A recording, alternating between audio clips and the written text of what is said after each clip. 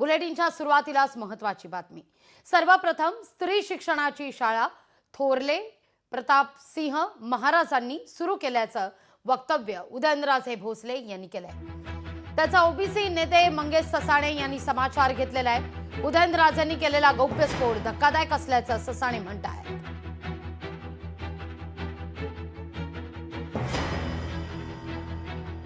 एका दृष्टिकोनातून जर आपण पाहिलं तर थोरले प्रतापसिंह महाराज जे होते त्यांनी त्यांचं महात्मा ज्योतिबा फुलेंनी अनुकरण केलं, कारण की त्यांनी सुद्धा सर्वात प्रथम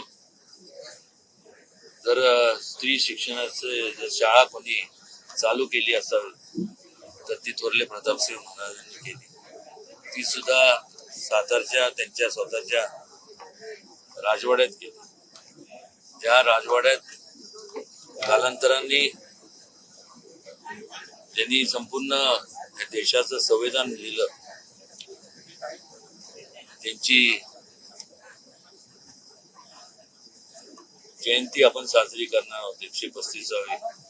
डॉक्टर बाबासाहेब आंबेडकर यांचं प्राथमिक शिक्षण सुद्धा त्याच राजवाड्यात, सातारच्या राजवाड्यात झालं।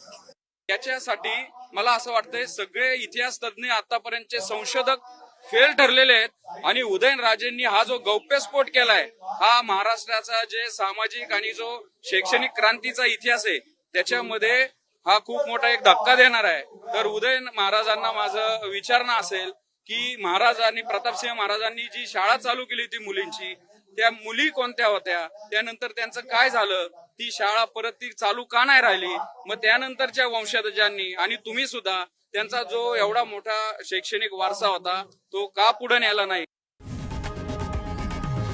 लोकशाही मराठी ऐका, पहा, जागरूक रहा।